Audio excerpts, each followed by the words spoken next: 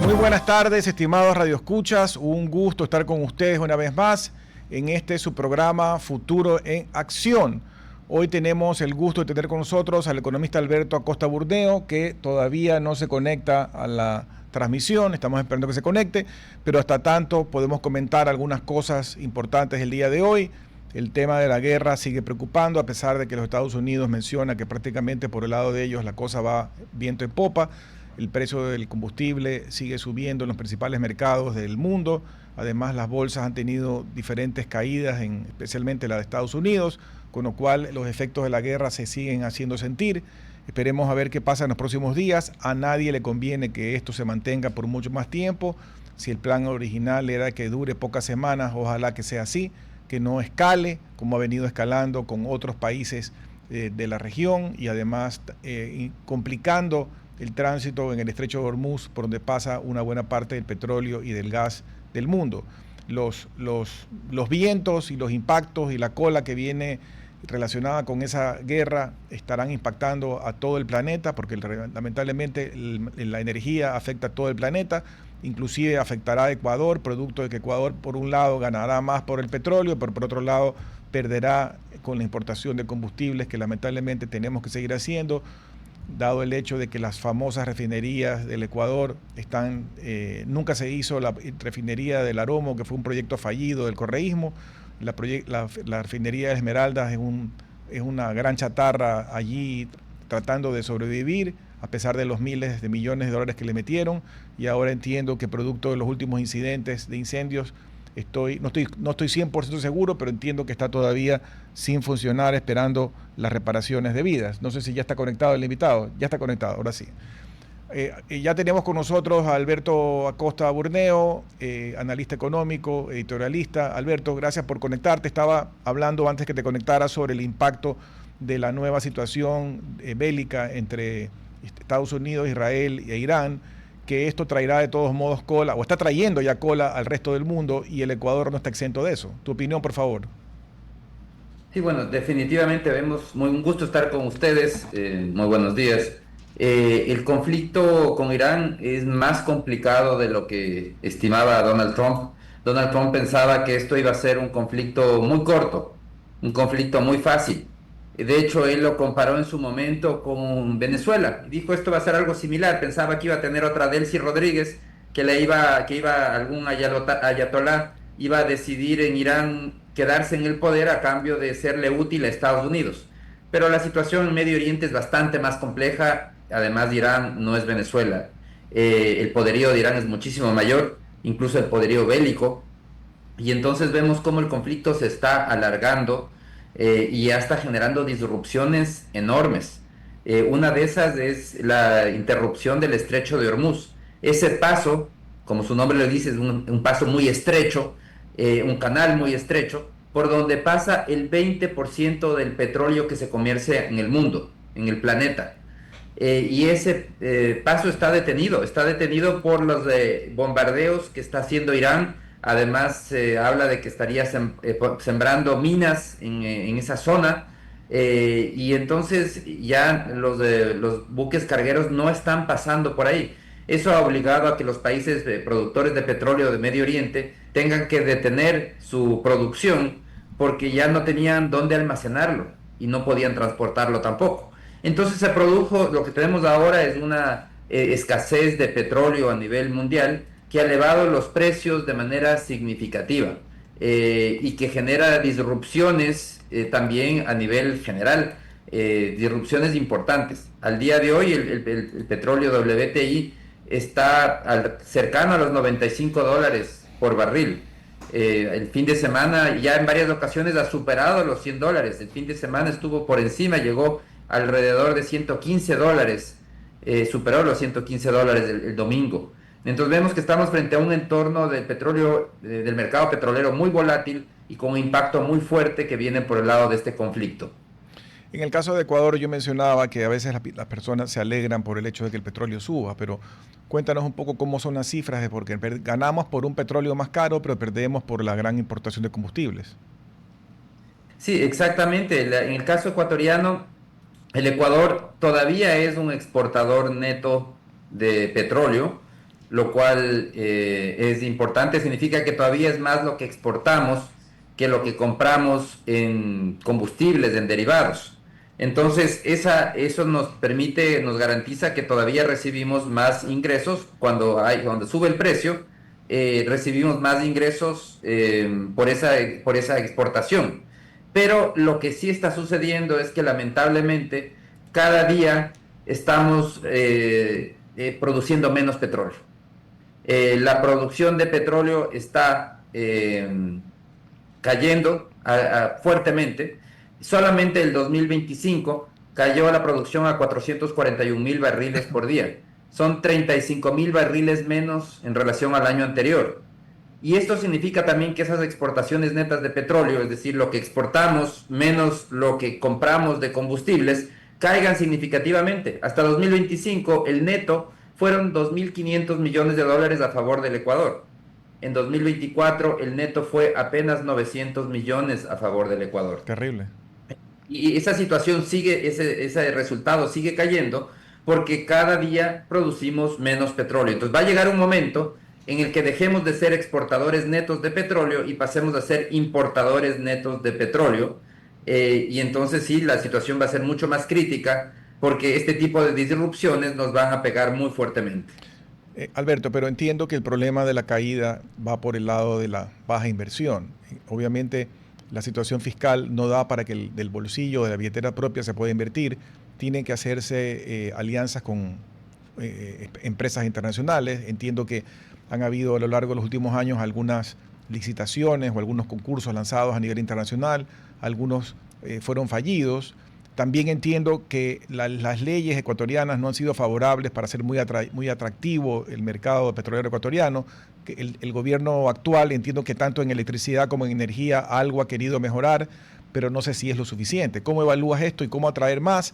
Aparte también del problema creado por el ambientalismo mal configurado de la obligación de la Corte Constitucional de apagar los pozos de Yasuní-TT, que entiendo que va en camino lento, pero va en camino de disminuir su producción. Bueno, lo que sucede aquí es que tenemos un modelo fracasado, un modelo de estatista plasmado, consagrado en la Constitución, que lo que hizo es establecer que el petróleo es un monopolio estatal. Eso dice la Constitución. Y el resultado de ser un monopolio estatal es que la producción privada, la inversión privada, es ni siquiera una excepción, es la segunda excepción. La primera excepción es la inversión mixta. Si no puede hacer el Estado inversión, recién ahí se dice, bueno, podemos tolerar inversión mixta. Y si es que no puede hacer el Estado y tampoco puede haber inversión mixta donde el Estado participe con al menos 51%, recién es entonces se dice, bueno, puedo tolerar inversión privada. Es la segunda excepción. El resultado es que prácticamente en muy pocos casos se produce inversión privada. El grueso de los activos están en manos de Petroecuador porque Petroecuador sigue acumulando activos. Cada que expira, que vence una concesión petrolera, no es renovada, sino que se entregan los activos a Petroecuador para que siga asumiendo más activos petroleros que no puede manejar. Entonces tenemos la situación de un monopolio con una empresa estatal que no tiene los recursos, no tiene la tecnología y ni siquiera tiene la transparencia para el manejo. No hay que olvidar que es la empresa más grande del país, la que más factura. No existe ninguna otra empresa más grande en el país. Así es. Pero uno diría la empresa más grande seguro que tiene unos niveles de rendición de cuentas extraordinarios. Pues no es así. La empresa más grande del país no tiene ni siquiera balances auditados. Eso es Petroecuador. No tiene que rendir y no quiere rendir cuentas a nadie. Y la ley lo permite, porque hay una ley de empresas públicas que se hizo durante el Correato precisamente para esconder las ineficiencias de las empresas públicas. Entonces la empresa más grande no tiene que regirse por las reglas que aplican para todas las empresas en el país. Eso es un llamado de atención. Necesitamos hacer un cambio total en el modelo, en todo el modelo petrolero, porque si queremos maximizar las rentas del Estado, la vía es apostarle a la inversión privada. Esa es la manera de maximizar las rentas del Estado, como lo han hecho varios países de la región que han subido en su producción petrolera de manera muy fuerte. y gracias a la inversión privada, y eso es lo que ha permitido maximizar las rentas del Estado. En cambio, el Ecuador, con mucha miopía, le apostó al monopolio estatal, que lo que está haciendo es minimizar las rentas del Estado por gestión ineficiente, falta de recursos y nula transparencia. Y en el caso eléctrico va por el mismo camino. Todos los problemas en la transmisión, generación y demás va como herencia de leyes anteriores. Entiendo que sí han habido reformas positivas en este gobierno, pero no sé si es suficiente. Sí, definitivamente el problema es general en todos los sectores estratégicos. Por eso es que también la solución no es compleja. Podemos salir de este problema a través de una enmienda constitucional que quite de la lista de sectores estratégicos a los sectores productivos. Los únicos sectores estratégicos, el único sector que debería ser estratégico en el país, en la categoría de la Constitución, es el sector de defensa nacional. Nada más. Los sectores productivos no pueden ser sectores estratégicos. Es un absurdo y un problema que nos causa un retraso importante en el crecimiento económico y en la generación de empleo, el que la cuarta parte del PIB de la economía ecuatoriana, este momento sea sector estratégico, es decir, sea monopolio estatal. Entonces, la enmienda lo único que tiene que decir es los sectores, el único sector estratégico que tiene el país es la seguridad nacional. O decir, los sectores estratégicos del Ecuador son defensa interna y externa, nada más.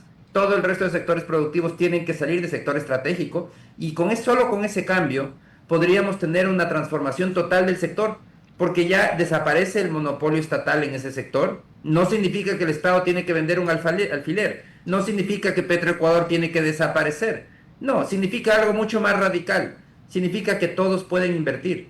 Ese es lo radical, ese es el cambio absolutamente radical para el status quo ecuatoriano, para la mentalidad ecuatoriana, el permitir que todos inviertan. Eso es lo único que necesitamos. Petroecuador no tiene que vender un alfiler, no tiene que cerrar, tenemos que abrir la puerta a que todos otros inviertan. Solamente con esa enmienda constitucional vamos a poder hacer una transformación tan profunda que podríamos ver cómo llegan millonarias de inversiones en todos estos sectores que actualmente, desgraciadamente, se han llamado sectores estratégicos. Pero tú mencionaste lo del tema del status quo, y parte del problema es que el Ecuador, siendo un país pequeño, es un país muy complejo, muy difícil de cambiar, y a pesar de que nos quejamos de la electricidad, nos quejamos del tema petrolero, nos quejamos del seguro social, nos quejamos de muchas cosas, al mismo tiempo de que nos quejamos, no queremos que nadie cambie. Si tú quieres hacer reformas a los temas que están mal, resulta que se oponen un montón de personas alrededor de que se hagan estas reformas. Entonces no se acaba de entender esa forma de ver la vida, de ver las cosas, cuando el Ecuador debe transformarse. Y te añado algo más. El mundo que hoy en día vivimos es un mundo que se ha vuelto más complejo, en algunos casos para mal, yo diría que en muchos casos para mal y en unos pocos casos para bien, pero mucho más complejo en muchos sentidos. Y el Ecuador no acaba de entender eso y no acaba de entender los espacios que puede ocupar para favorecerse de ese entorno. Y creo que sí hay muchos espacios que el Ecuador puede aprovechar. El Ecuador debió haber sido lo que fue en su momento una isla de paz, una isla en un tema fiscales, una isla para poder hacer inversión, para que sea un mundo menos complicado de lo que se ha hecho. Por ejemplo, mucha gente no quiere invertir, por ejemplo, en países como europeos, porque son muy complejos, con unas tarifas fiscales desproporcionadas. Y el Ecuador pudiera ocupar un espacio importante de atracción y no lo hace. Definitivamente, es que el Ecuador la naturaleza nos la ha dado todo. Los ciudadanos, los ecuatorianos, nos hemos encargado de complicarlo todo. De que este país, a pesar de todas las riquezas que tiene en recursos naturales, en potencial, en ubicación, en todo, pero que no sea atractivo para invertir. De hecho, la misma Constitución de 2008 lo que establece es decir, no queremos inversión, no queremos que venga la inversión privada, es lo que dice la Constitución, está puesto. Cuando decimos esto es un monopolio estatal, lo que estamos diciendo es, aquí no vengan, no queremos que vengan al petróleo, no queremos que vengan a la electricidad, no queremos que vengan a las telecomunicaciones, no queremos que vengan al agua, a los servicios de agua, no queremos que vengan a la minería. Todos esos son sectores estratégicos según la Constitución, son monopolios estatales. Es un absurdo. Eso cualquier país en el mundo que ha progresado se ha dado cuenta que no puede ir a ninguna parte. Si es que es como un avión que tiene dos motores y no se puede ir lejos si uno dice yo quiero que un motor se apague, que se apague el motor de la inversión privada. solamente vamos a ir con el público. Es un absurdo. Necesitamos toda la inversión pública que sea posible, toda la inversión privada que sea posible, toda la inversión mixta que sea posible, toda la inversión nacional que sea posible, toda la inversión internacional que sea posible. Es decir, necesitamos hacer un cambio revolucionario para el Ecuador, que es abrir el país a la inversión de todo tipo. Y eso empieza por esta enmienda constitucional que retira todos los sectores productivos de los sectores estratégicos. Es una reforma clave que puede transformar el entorno del país de manera radical. Pasaríamos a atraer capitales de maneras muy significativas, elevar el crecimiento de todos esos sectores, porque además son sectores que necesitan de millonarias inversiones. Entonces, el día que ya no estén presos, prisioneros de un monopolio estatal, vamos a ver cómo va a haber inversiones en grandes cantidades, y lo que, como decía, no significa que ninguna de las empresas públicas tiene que cerrar ni tiene que ser vendida. Ellos seguirán trabajando, pero tendrán competencia, ya no serán los únicos. Todos tienen que seguir buscando invertirlo al máximo, y de esa manera veremos cómo se puede generar más riqueza, más bienestar, más empleo. ¿En qué quedó el tema de los arbitrajes? Porque, digamos, yo no creo que haya alguien en el país, en su sano juicio, que aplaude y diga que nosotros tenemos un sistema judicial perfecto, maravilloso, libre de corrupción. Todos conocemos las graves falencias y que además van empeorando en el sistema judicial, y a pesar de los múltiples esfuerzos a lo largo de la historia de cambiar los esquemas, de profesionalizar a los jueces y de hacer toda una serie de cosas, parece que avanzamos 3 pasos y luego retrocedemos 5. Entonces, ¿por qué bloquear los arbitrajes? Finalmente eso ya fue modificado. Entiendo que han sido puntos álgidos en algunos de los acuerdos que ha habido con algunos países del mundo o algunas regiones del mundo. ¿En qué queda eso? Bueno, en la consulta popular que se hizo hace no tanto tiempo, los ecuatorianos volvieron a decir: no queremos eliminar las restricciones a los arbitrajes internacionales.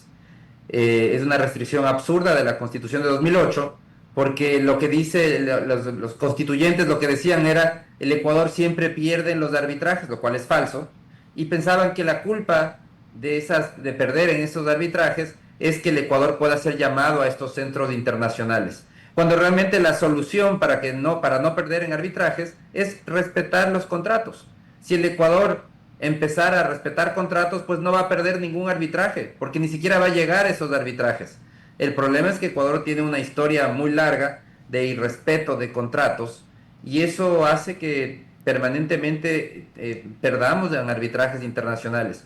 Y el arbitraje internacional es fundamental para un país que no tiene una justicia independiente. Un país en donde los presidentes se jactan de meterle la mano a la justicia y lo dicen públicamente en cadena nacional y se sienten orgullosos.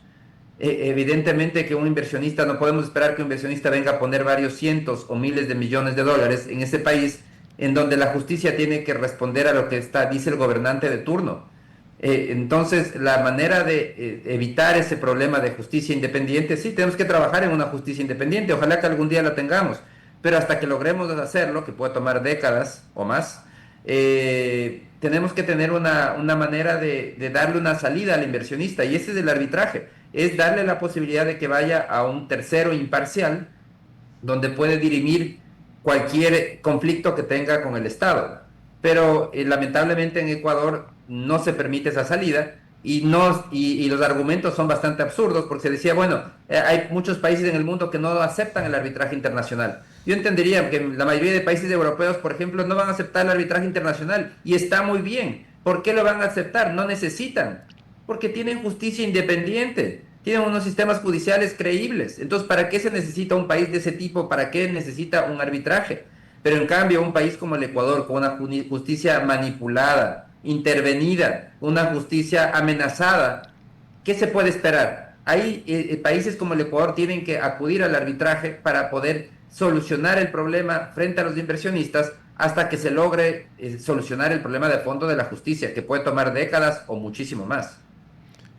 Una pregunta, cambiando un poco de tema con respecto al riesgo país. ¿Cómo ha ido evolucionando en estos últimos meses? Tuvimos pues una exitosa lanzada de bonos al mercado, un regreso a los mercados internacionales. No sé si se pueda volver a hacer en los próximos meses, pero en todo caso, ¿cómo ha evolucionado el riesgo país? Bueno, el riesgo país ha caído muy fuertemente, y eso es desempeño muy importante, muy positivo, demuestra que se está fortaleciendo las finanzas públicas. El riesgo país más reciente es $454, 454 puntos, perdón. Y eso implica una caída muy fuerte frente a lo que vivimos en abril del año pasado. No es que fue hace tanto tiempo. En abril del año pasado, entre la primera y segunda vuelta, el riesgo país bordeó los 1900 puntos, 1900 puntos. Y claro, los ciudadanos se preguntarán, ¿y a mí qué me importa el riesgo país? Bueno, debería importarnos mucho, porque el riesgo país es una medición de la responsabilidad en el manejo fiscal. Cuando las cuentas fiscales son bien manejadas, el riesgo país es bajo. Es decir, riesgo país bajo es igual responsabilidad. Riesgo país alto igual irresponsabilidad. ¿Y eso por qué le afecta al ciudadano que el fisco maneje mal las cuentas? Bueno, porque cuando tenemos un riesgo país alto, significa que el fisco no puede acceder a financiamiento en el exterior y tiene que demandar consumir el financiamiento interno. Comienza a competir con el emprendedor que quiere un crédito productivo. Bueno, tiene un competidor mucho más grande que es el Estado, que presiona al alza las tasas de interés. Compite con el ciudadano que quiere un crédito de consumo, también presiona al alza tasas de interés. Entonces, un riesgo país bajo, en cambio, lo que permite es que el fisco consiga financiamiento en el exterior, que no dependa tanto del financiamiento interno y permite una caída en tasas. Riesgo país bajo equivale a financiamiento más barato para el ciudadano de a pie. Por eso es que debería importarnos, porque significa crédito más barato para el ciudadano de a pie. Y para las empresas, en cambio, el mensaje de un riesgo país bajo es: no va a haber necesidad de una nueva reforma tributaria en el corto plazo. Eso genera certezas, genera certidumbre, y la certidumbre es necesaria para la inversión. El tema de atraer capitales acá, te hago una pregunta basada en una experiencia de la vida real de ayer, que conversaba con un pariente mío que vive en España, que es médico, y me estaba diciendo que tenía unos ahorros y que allá pues le pagaba el banco por tenerlo en la cuenta un adefesio, pero que si él lo invertía en algún instrumento financiero, le retenía el 19% de la ganancia de ese instrumento financiero, que es una locura. Por eso te digo que los temas fiscales en Europa son bien complicados. Entonces él me decía, ¿por qué no los llevo a Ecuador y los pongo ahí a una póliza que paga mucho más? Le digo, puedes venir, puedes traerlo, no hay problema, pero el día que lo quieras regresar o lo quieras usar fuera del Ecuador, tienes que pagar el 5% de salida de capitales. Entonces, si lo vas a tener mucho tiempo, te puede compensar; si lo vas a tener un año, no te va a compensar. Entonces, eso es un tema que yo veo que el presidente Lasso algo lo bajó, el presidente actual lo volvió a subir al 5%, pero que eventualmente debería desaparecer. No creo que lo puedan desaparecer ahora, por las circunstancias, pero tiene que desaparecer en algún momento, Alberto. Sí, el tema del impuesto a salida de divisas es un impuesto muy destructivo. El Ecuador debería apostarle a ser un gran centro financiero regional, competir a Panamá. Podríamos hacerlo tranquilamente, pero para eso tenemos que cambiar el enfoque totalmente. Y uno de los temas que hay que eliminar es el impuesto a salida de divisas, porque tiene que haber una libre movilidad de capitales. Si uno quiere que entren capitales, debe permitir que salgan. Si uno quiere que un cliente vaya a mi tienda, hay que permitirle que salga, porque si yo le digo, no, tal vez no te dejo salir, o te dejo salir solamente pasadas 3 horas de estar dentro de mi tienda, pues yo no entro a tu tienda. Lo mismo le sucede al país. Entonces, lo que se necesita en este momento es seguir en el esfuerzo de eliminar ese impuesto. No es sencillo, porque la situación fiscal sigue siendo compleja. Ha mejorado muchísimo, está mucho más fuerte, pero tampoco es que hay recursos de sobra. Y ese impuesto rinde una cantidad importante. Estamos hablando que son más de $1.300 millones al año. Y además es un impuesto fácil de cobrar, ¿no? Es fácil de cobrar también. Pero yo creo que hay que ir hacia una sustitución de ese impuesto por otros impuestos, hacer una reforma de simplificación de impuestos, como lo que se hizo en el Perú en su momento, cuando se pasó de más de una docena de impuestos, se pasó a 5 impuestos bien cobrados. Es lo mismo que tiene que hacer el Ecuador. Tiene que simplificar radicalmente su esquema tributario, eliminar toda esa maraña de impuestos que existe y quedarse con 5 impuestos, entre los que no puede estar el impuesto a salida de divisas, y de esa manera simplificar todo el entorno tributario para ser un país atractivo para invertir. Y el primer paso para ser atractivo para invertir es decirle al inversionista claramente: usted puede traer el dinero cuando quiera, pero lo más importante, puede sacarlo cuando quiera. Ese es el requisito fundamental para que alguien pueda traer recursos. En el caso puntual de esta persona de la que tú hablabas, existen ciertos espacios, ciertos huecos que sí permiten traer capitales y después no pagar el impuesto sobre divisas al retorno. Y eso sucede, por ejemplo, si invierte en el mercado de valores en títulos de más de 180 días o se invierte en el mercado bancario, en pólizas, también más de 180 días. Entonces, inversiones a largo plazo, no, ahí se exonera del pago de ISD cuando quiera repatriar esos capitales.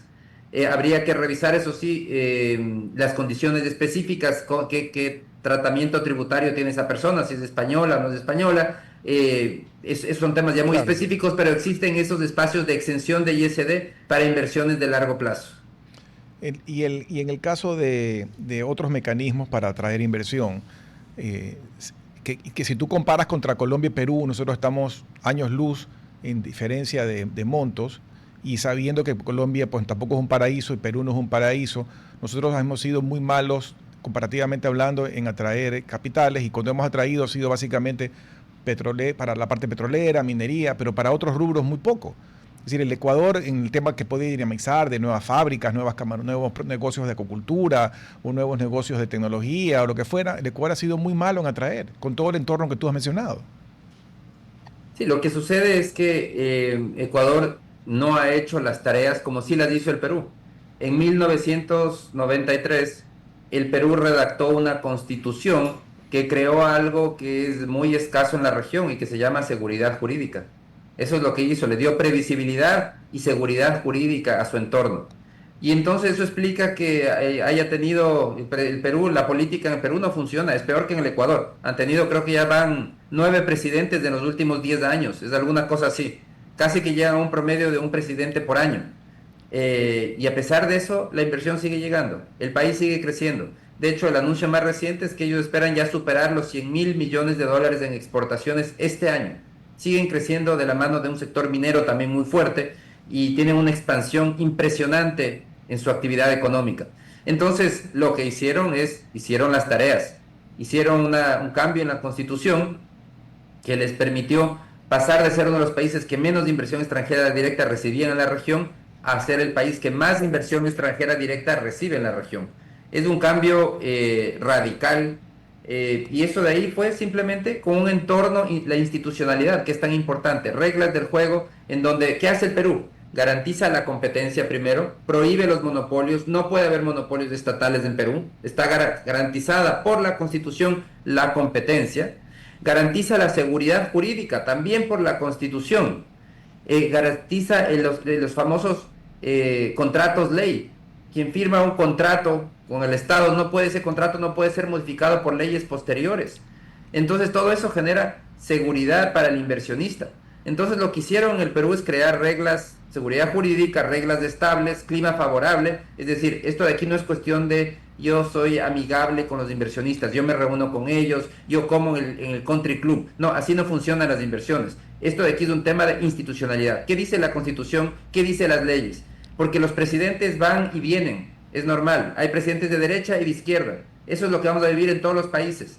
Pero cuando hay institucionalidad, cuando las leyes, la Constitución son claras y crean seguridad jurídica, no importa el cambio de presidentes. Habrá presidentes simpáticos, antipáticos, buenos y malos. La institucionalidad tiene que estar hecha precisamente y especialmente para los malos, para los que sabemos que van a querer desviarse, pues que la institucionalidad los limite. Entonces, ese es el desafío del Ecuador, dar un cambio.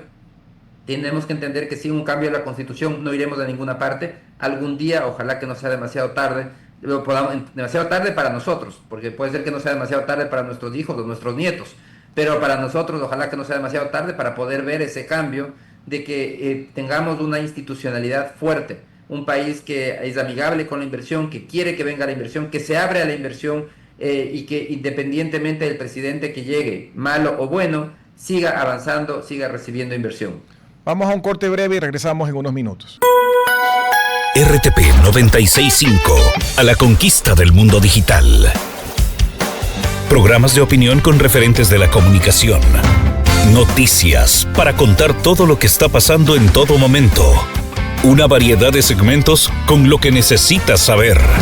Todo para mantener a nuestra audiencia y seguidores siempre bien informados. Siempre. RTP. buena compañía. Gracias por regresar con nosotros a su programa Futuro en Acción. Para las personas que recién se conectan, estamos conversando con el economista Alberto Acosta Burneo y hemos venido hablando un poco de la realidad económica del país. Yo te hago una pregunta con respecto al gasto público, porque hablando de todo este cambio de mentalidad que no acaba de poner raíces en el Ecuador, en el gobierno del presidente Correa se infló, y no lo digo como un tema de opinión, hay un tema numérico, marcado en las cifras, se infló el gasto público no solamente en términos reales, sino en términos absolutos, sino también en términos relativos. Y de allí ya se quedó inflado y han habido pocos esfuerzos después de que él salió como presidente. Algo se bajó en el gobierno del presidente Moreno, pero no han habido unos esfuerzos sustanciales para poder regresar a los niveles anteriores. La pregunta ¿es posible? ¿No es posible? ¿Debemos hacerlo? Ese cambio, porque no es un tema de solo ir a despedir por despedir empleados públicos, que no es el caso, es el tema de repensar el Estado, repensar el tamaño que debe tener, para qué debe dedicarse, en qué debe enfocarse, y eso yo creo que es un ejercicio que no se ha hecho. Definitivamente uno de los graves problemas en el manejo fiscal es que continuamos con un entorno en donde estamos gastando, cada día gastando más. La estrategia es gastar y gastar y gastar, pero no se está revisando la calidad del gasto. Ese es el gran desafío. El gran desafío es calidad de gasto. Y eso es lo que no existe lamentablemente en el Ecuador en este momento. No hay calidad en el gasto, a pesar de que se ha hablado mucho y ya todos decimos, bueno, hay un exceso de gasto, porque lamentablemente durante la bonanza se elevó el gasto de manera irresponsable, pensando que esos ingresos iban a ser permanentes, que los íbamos a tener siempre. Bueno, eso era absolutamente falso, era una lotería que nos ganamos por un momento, pero no significaba que íbamos a tener esa bonanza de manera indefinida. Y cuando cayeron los precios del petróleo, nos encontramos con un fisco sobredimensionado, lo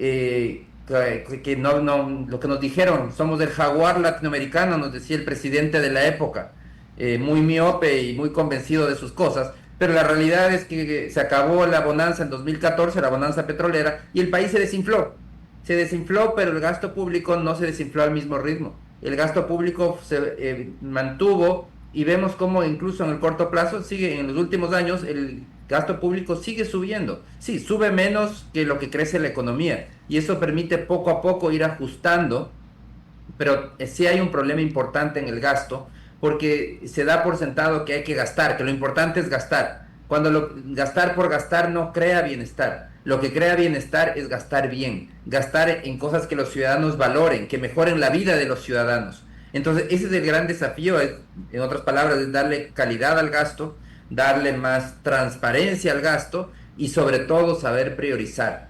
Porque igual que una familia, no hay cómo gastar en todo, no alcanza para gastar en todo. Bueno, igual sucede con el Estado. El país tiene que saber que tiene que gastar en lo importante, en salud, educación, seguridad. Yo creo que esos son 3 temas que podemos ponernos de acuerdo y que todos estarán de acuerdo que eso es importante. Pues que los recursos vayan hacia allá y eliminemos todo lo demás. Ese es el desafío, el cambio que está pendiente todavía a nivel del gasto público. Sí, porque ahí la gran pregunta es, lo que tú dices, el tema del gasto, de la calidad del gasto, porque algunos colegas tuyos economistas me han dicho, no, pero es que yo no puedo reducir en enfermeras, en médicos, en policías. Entonces, claro, la respuesta que uno dice, claro, si la salud está tan mal, no voy a bajar médicos o enfermeras, pero en el gasto salud no solamente hay médicos y enfermeras, también hay un tema de burocracia interna, hay un tema de despilfarro en las compras, hay un tema de corrupción. Entonces ahí hay que entrar con lupa. Y yo no he visto, tú mencionaste lo de los impuestos, en el sentido de que cobrando igual cantidad de dinero o inclusive más, uno puede simplificar el número de impuestos, eliminar los que tengan efectos perversos, como puede ser considerado el ISD, pero al mismo tiempo ese mismo ejercicio en cuanto a trámites, nadie lo ha hecho, porque aquí hay trámites que nos imponen los gobiernos locales, trámites que nos imponen los gobiernos provinciales o seccionales, trámites que nos imponen las agencias centrales o el Estado central, y navegamos en un maraña de trámites que quita dinero, tiempo, esfuerzo, etcétera, y tampoco he visto que se sienten a decir, simplifiquemos, hagamos toda una transformación, ahora que se habla tanto de la inteligencia artificial, del mundo digital, etcétera, hagamos una transformación digital de todos esos trámites y simplifiquemos la vida a los ciudadanos sin perder eficiencia, sin perder control, pero eso no se ha hecho.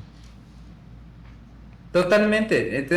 Podemos ver ahí listas muy largas de instituciones públicas que no tienen ningún sentido, que tienen que ser simplemente eliminadas. No, es falso y una simplificación decir es que todos son médicos y todos son profesores. Además que la realidad es que los médicos y los profesores no son los que ganan los salarios jugosos. Los salarios jugosos están en otra burocracia, en una burocracia dorada. Ni los médicos ni los profesores tienen los contratos, esos contratos tan atractivos del Estado. No son para los médicos ni los profesores, ni tampoco para los policías ni las Fuerzas Armadas. Entonces, sí hay un campo para gastar mejor, importantísimo, un campo enorme, que incluso en áreas tan importantes, por ejemplo, educación. Yo digo, educación es una prioridad, educación, salud y seguridad, son 3 prioridades, hacia allá hay que destinar más recursos, pero también hay que gastar mejor dentro de esas áreas. Por ejemplo, en educación, ¿cuánto es una burocracia y gasto para unos trámites innecesarios? Se martiriza a las universidades, a los colegios, con papeleos inútiles, que al final del día cuestan, exigen recursos, pero que no le agregan valor a la calidad de la educación. Entonces sí, necesitamos un cambio total, un cambio integral que mejore la calidad del gasto. Yo creo que el punto de partida es esa auditoría al gasto público, contratar a una auditora internacional que revise procesos, que nos diga qué procesos sí agregan valor, cuáles no. Los que no agregan valor tienen que ser eliminados, se acabó, no importa en qué área estén, si no agrega valor se va. Lo que sí agrega valor tiene que ser digitalizado, hacerlo más eficiente. Y en ese proceso vamos a encontrar que hay instituciones enteras que deben irse porque no le agregan ningún valor al ciudadano. Alberto, volviendo al tema digamos, de pensando en futuro, tú mencionaste algo del tema financiero.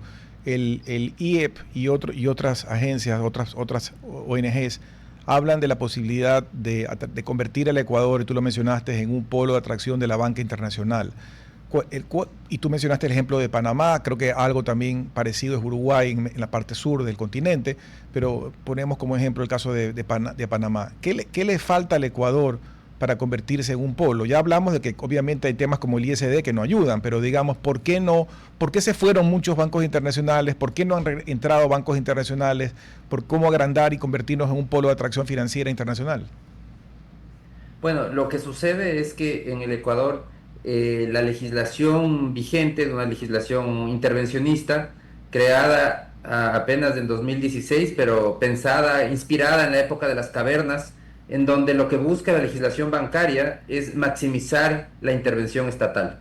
El Estado determina todo en el Ecuador en banca.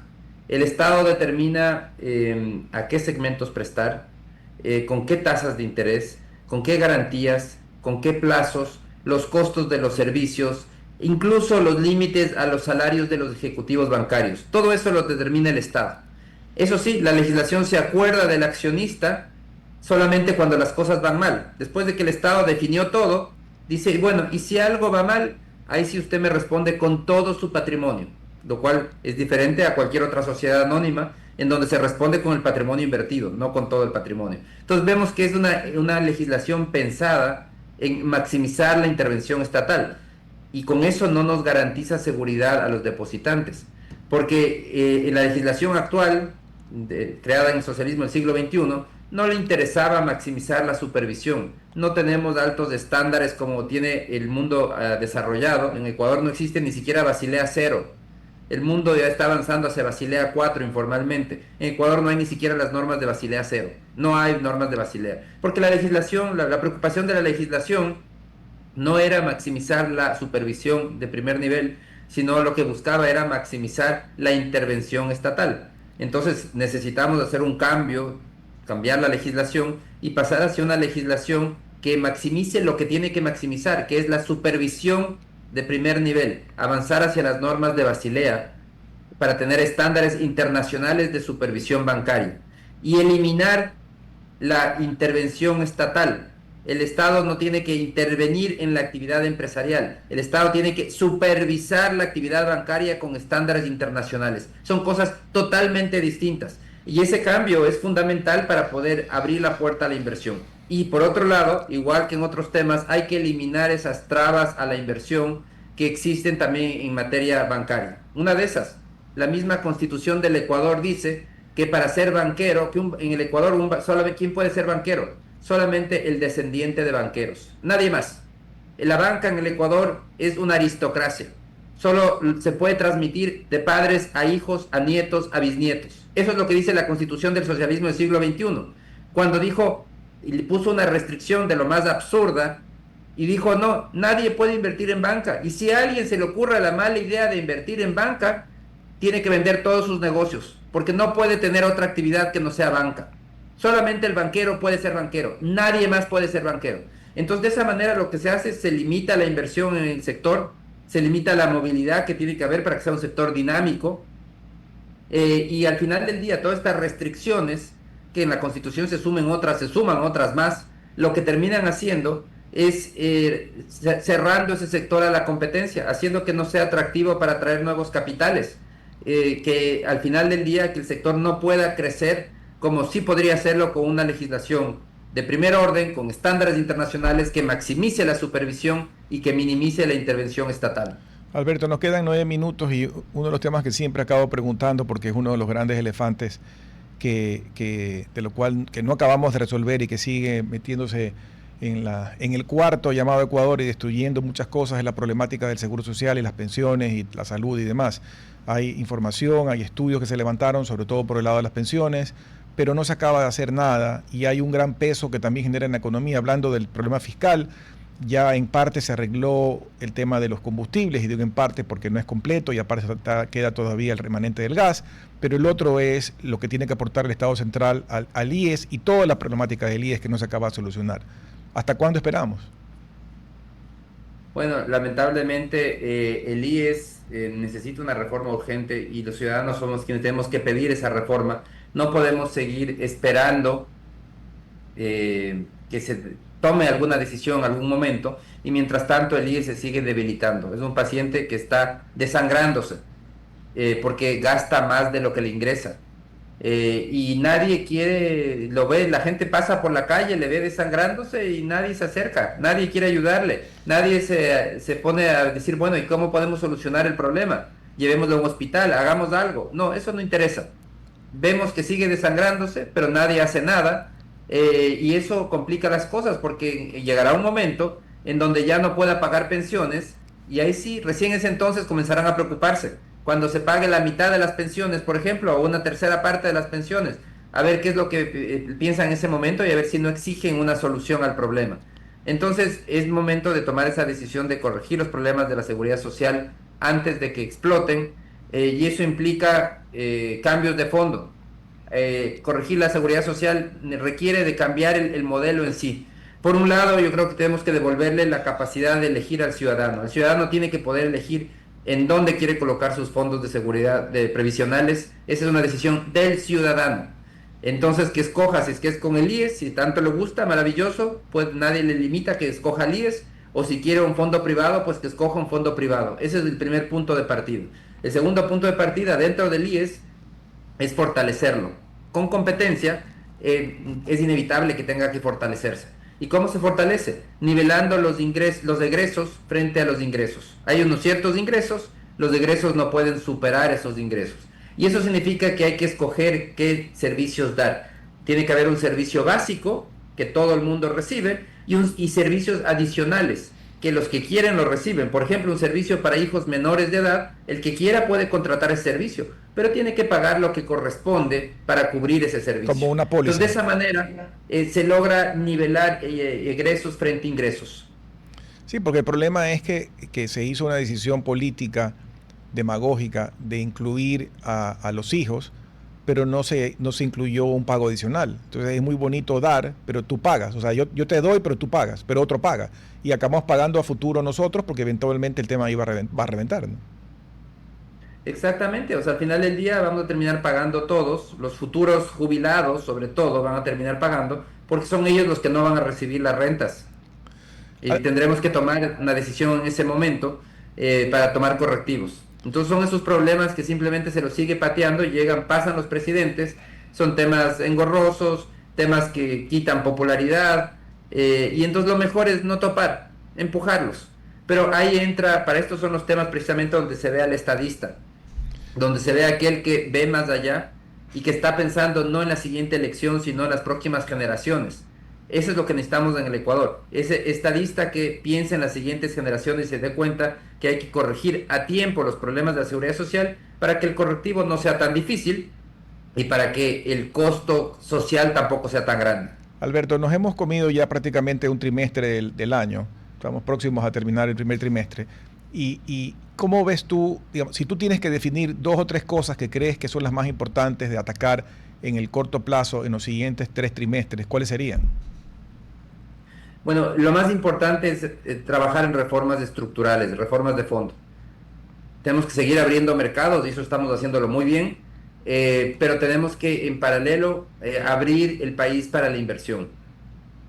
Las enmiendas constitucionales, yo creo que esa es la prioridad.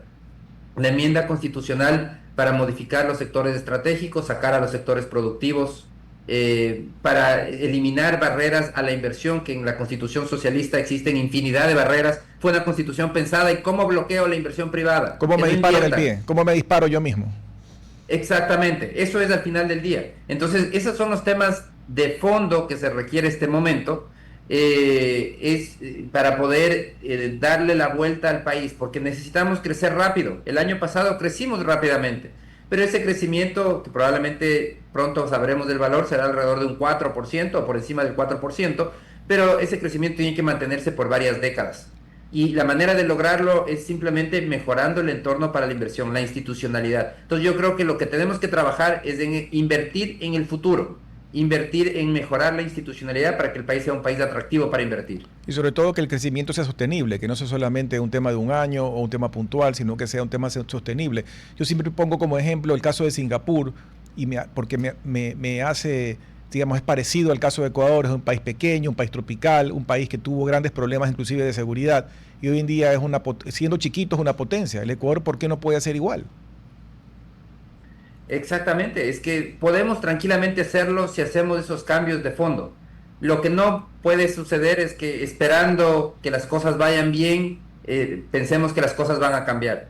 No es cuestión de esperanza, no es cuestión de ojalá suceda, o no es cuestión de que venga un político que sea amigable y va a ayudar a que venga más inversión. No, no funciona así.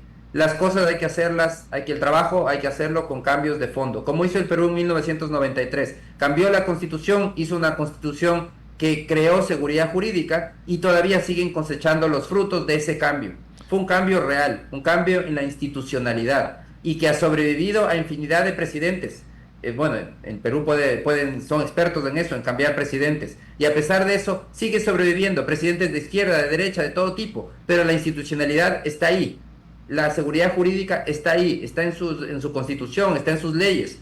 Ese es el cambio que tiene que hacer el Ecuador. Entonces tenemos que atrevernos a hacer los cambios de fondo, crear esa institucionalidad para que sobreviva a cualquier tipo de gobierno, de izquierda, de derecha, malos, buenos, responsables y irresponsables. Para eso es la institucionalidad. Y sobre todo, Alberto, el problema del gran enemigo nuestro es la política, ¿no? La política electoral, porque los mandatarios de turno, y no me refiero específicamente a este, sino en general, tienen una balanza, por un lado, las actuaciones pensando en la parte electoral política, y por otro lado saben que hay que tomar acciones como las que tú has descrito, que son decisiones técnicas, económicas, financieras y demás. Y muchas veces la balanza se inclina hacia lo político, y cuando se inclina hacia lo político no se toman las decisiones que tienen que tomarse. Exactamente. Cuando se inclina hacia lo político, la gestión es cortoplacista. ¿Cómo me preparo para la siguiente elección? Bueno, la mejor manera de prepararse para la siguiente elección es gastando más, siendo muy irresponsable. El público premia al político más irresponsable, el que más gasta. Ya hemos visto, son los, entre comillas, mejor presidente de la historia, es el más irresponsable. El que nos dejó un país endeudado, en crisis. Pero claro, eso la población no lo ve. Y la gente simplemente aplaude a ese supuesto mejor presidente, ese presidente gastador. Entonces, ese es el cambio que se tiene que dar. Realmente pasa también por educación del electorado, de la población, entender que ese cortoplacismo no genera bienestar, más bien destruye bienestar, y que lo que necesitamos es una visión de largo plazo. Pensar en entender que el bienestar se genera a través de la inversión, no el gasto. El gasto no genera más bienestar. El que genera bienestar es la inversión, y la inversión requiere de un entorno de inversión productiva, me refiero a inversión que genere riqueza, y eso requiere de un entorno amigable con la inversión. Entonces, si entendemos eso, pues vamos a ver cómo la ciudadanía también va a apoyar este tipo de políticas. Bueno, Alberto, muchísimas gracias por compartir con nosotros este espacio, por dedicarnos una hora de tu tiempo. También gracias a todos ustedes por atendernos. Que tengan una buena tarde. Muchas gracias. Hasta aquí, Futuro en Acción. Control Master Marisela Basantes. Transmisión digital Gerardo Díaz. Redes sociales Erika Eras. Edición Oscar Saavedra. Dirección Javier Gamboa. Todos los derechos reservados. RTP 2026.